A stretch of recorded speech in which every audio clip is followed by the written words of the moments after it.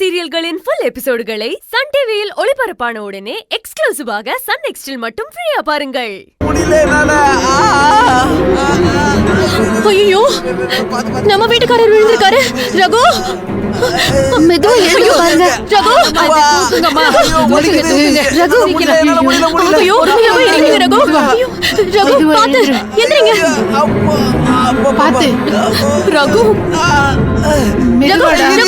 பத்திரமா எழுந்துடா. நல்ல பொண்ணு. ரகு, ஜாக்கிரதை. பாத்து பாத்து வலிக்குதே. ரகுடா, அடி பலமா பட்டுச்சாடா. அப்படிலாம் ஒண்ணு இல்லம்மா. இடுப்பு பயங்கரமா வலிக்குது.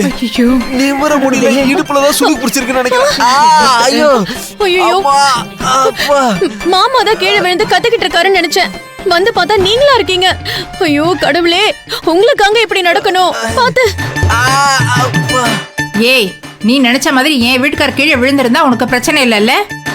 அவர் தான் விழல. அப்புறம் விழுந்தா நுழுந்தான்னு சொல்லிக்கிட்டு இருக்கீங்க. நானே என் வீட்டுக்காரருக்கு இப்படி ஆயிடுச்சுன்னு பதறி போயிருக்கேன். நீங்க வேற சும்மா ஏதேதோ சொல்லிக்கிட்டு இருக்கீங்க. பேசாம போங்க. பாத்து ரகு, நீங்க பாத்து வந்திருக்கலாம்ல. ஏய், நான் எப்பவும் போலதான் நடந்து வந்தேன். கீழே என்ன கொட்டிருக்குன்னு எனக்கு எப்படி தெரியும்?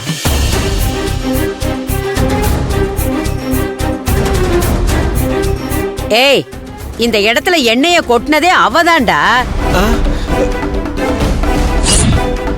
இப்ப என்னமோ அப்படியே அக்கறை இருக்கிற மாதிரி பேசுறா.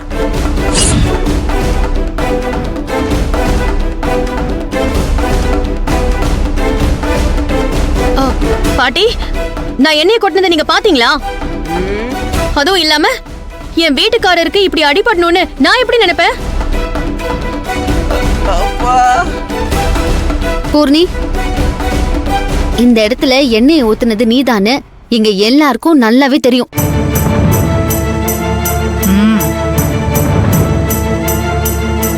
உன்னோட நோக்கம் ரகு கீழே விழுந்து அடிபடணுங்கிறது கிடையாது, சிந்து விழுந்து அடிபடணுங்கிறது தான். சிந்து உஷாரா எஸ்கேப் ஆயிட்டா. பாவம் ரகு மாட்டிக்கிட்டாரு. அப்ப இதுக்கெல்லாம் காரணம் இவதானா? சொல்லுங்க, நீ இவதான் அதை பண்ணிருக்காளா? ஆமாண்டா, இவ பண்ண வேலைதான் இதெல்லாம். என்ன உங்களுக்கு பிடிக்காததுனாலதான் நீங்க வாய்க்கு வந்ததெல்லாம் பேசிக்கிட்டு இருக்கீங்க அத்தை. தோ, இவளோட சேர்ந்து என் வீட்டுக்காரர் ஹனிமூன் ட்ரிப் போறது கடவுளுக்கே பிடிக்கல. அவர் கொடுத்த தண்டனை தான் இதெல்லாம். நல்ல பொண்டாட்டியை தவிக்க விட்டுட்டு கள்ள பொண்டாட்டியோட ஹனிமூன் போக நினைச்சா இப்படிதான் நடக்கும். இனிமேலாவது கடவுளோட கோபத்துக்கு ஆளாகாம நடந்துக்கோங்க. ஹனிமூன் ட்ரிப், கொனிமூன் ட்ரிப் எல்லாம் அப்படியே கேன்சல் பண்ணிட்டு ஏன் கூட மட்டும் நீங்க நேர்மையா வாழ பாருங்க. ஏய், தரையில எண்ணெயை கொட்டிட்டு என்ன இப்படி கீழே விழ வச்சது இல்லாம கடவுள் கதையை சொல்லி என்ன பயமுறுத்திட்டு இருக்கியா? ரகு, என்னால வலி தாங்க முடியல. வாங்க ரகு, ஹாஸ்பிடலுக்கு போகலாம் வாங்க. ஏய், என் பேரனுக்கு அப்படியெல்லாம் அடி ஒண்ணு இல்ல, சுளுக்கு தான் புடிச்சிருக்கு. சிந்து சுளுக்கு எடுக்கிறதுல கெட்டிக்காரின்னு கேள்விப்பட்டிருக்கேன். இவ கையால எண்ணெயை எடுத்து என் பேரை இடுப்புல நீவி விட்டாலே சுளுக்கெல்லாம் சரியா போயிடுண்டி. பாட்டி, இந்த வீட்ல உங்க யாருக்காவது சுளுக்கு பிடிச்சிருந்தா அவகிட்ட சுளுக்கு எடுத்துக்கோங்க. ஆனா என் வீட்டுக்காரருக்குலாம் அவ அப்படி பண்றதுன்னு ஒத்துக்க மாட்டேன்.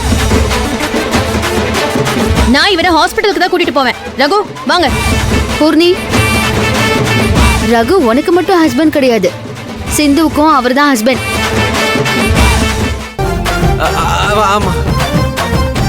அவ வீட்டுக்காரர் வழியில துடிக்கிறப்போ சுளுக்கு எடுத்து விடுற உரிமை அவளுக்கும் இருக்கு. அத முதல்ல தெரிஞ்சுக்கோ.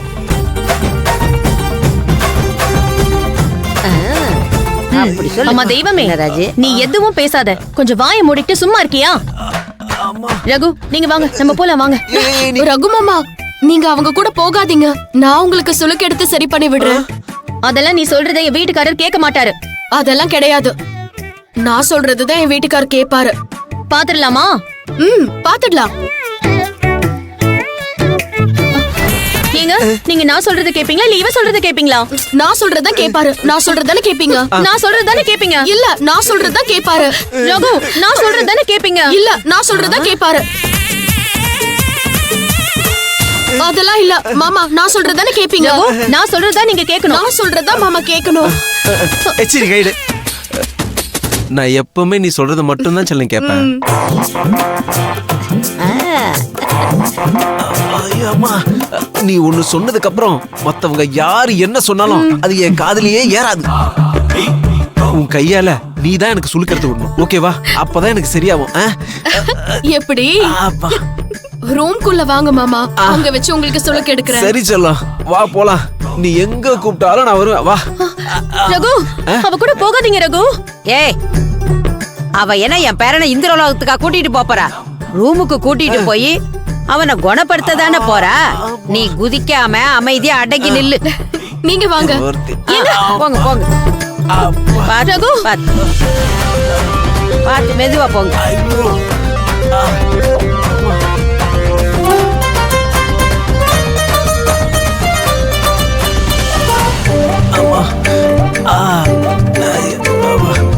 சிந்து, கதவு சாத்துமா? ஏய், கதவு திறடி. சிந்து, கதவு திற. கதவை வேற உள்பக்கமா தாப்பா போட்டுட்டா. ஏய், கதவு திறடி. ஏய் சிந்து, கதவு திற. நம்ம ரெண்டு பேரும் வெளியில போற வரைக்கும் அவ கதவை தட்டியே ஊஞ்சு போயிடுவா. ரகு, ஆமா ஆமா, வெளியில வாங்க ரகு. அவ திருந்தவே மாட்டா, இப்படியே தட்டிக்கிட்டே தான் இருப்பா. ஏய் சிந்து. அது சரி, எனக்கும் வசமா சுளுக்கு பிடிச்சிட்டு இருக்கு.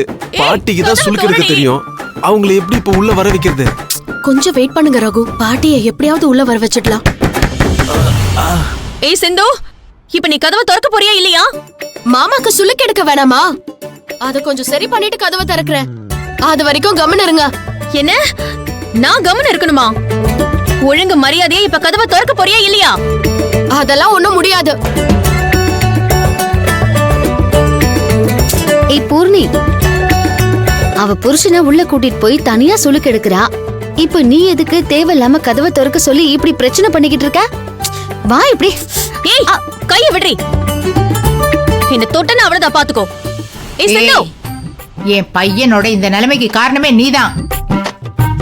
அவனுக்கு சுளுக்கு சரி பண்ணதான் சிந்து உள்ள கூட்டிட்டு போயிருக்கா. வெறும் வாயில மிளகா வத்தின மாதிரி உனக்கு கத்திட்டு இருக்காத, கொஞ்சம் அமைதியா இரு. என்னால அப்படியெல்லாம் இருக்க முடியாது. உள்ள இருக்கிறது ஏன் புருஷன்.